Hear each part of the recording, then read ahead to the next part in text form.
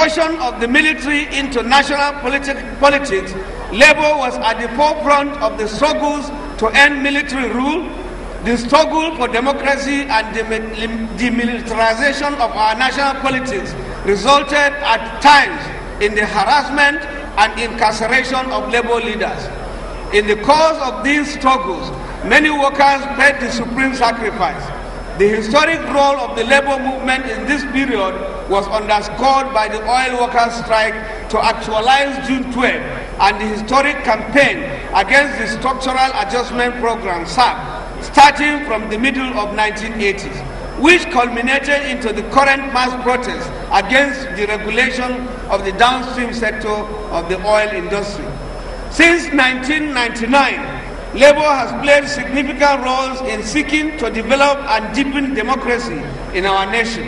The various contestations over policies and governance which organized Labour has led have helped to ensure that democracy is not seen just as the substitution of civilian rule for military, but as a system where citizens can influence the direction of national policies.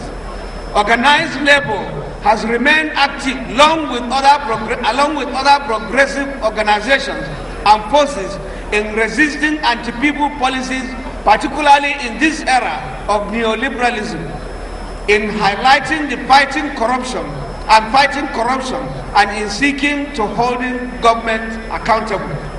Your Excellencies, comrades, ladies and gentlemen, we could go on ad infinitum, cataloging our various roles and contributions. However, despite our struggles and the struggles and sacrifices of the Nigerian people to develop and nurture a nation of our dreams, a careful stock-taking as we approach 100 years of nationhood will show that our nation remains faced with very grave challenges. The challenges of national development. Today, we have chosen to focus specifically on three key challenges which, if not dealt with decisively and in a timely manner, could very well undermine the survival of our nation. These are the challenges of unemployment, insecurity, and corruption. Unemployment. Comrades, you will agree with me that today the country is faced by a monumental unemployment problem. Official statistics put the national unemployment rate at approximately 24%. As high as this rate is, it nevertheless camouflages the enormity of the unemployment crisis in the country. If unemployment and disguised unemployment were to be added to the figure, the monumental crisis will become more glaring. More importantly, an analysis of the disaggregated unemployment data shows that the youth bear the greatest brunt of the unemployment problem.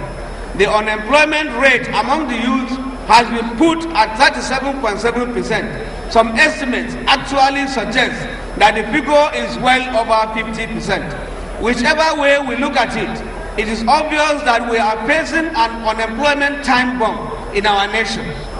The International Labour Organization estimates that 197 million are unemployed worldwide in 2012. Of these, 74 million are young people between 15 and 24 years of age.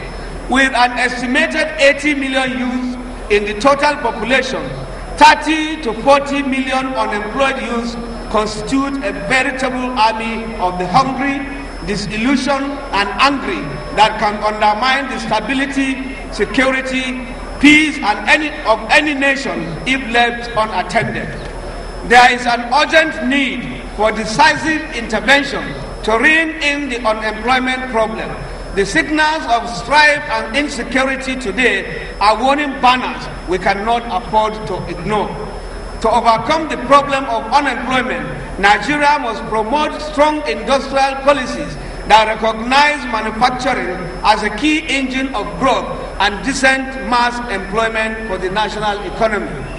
The federal government must urgently initiate a range of measures to revive and protect labor-intensive industries like textiles, food and beverages, construction, iron and steel sectors, and so on. It is commendable, however, that the federal government had initiated the Textile Revival Fund. The mid-term assessment of the impact of this long-term fund at single-digit interest rate has been positive.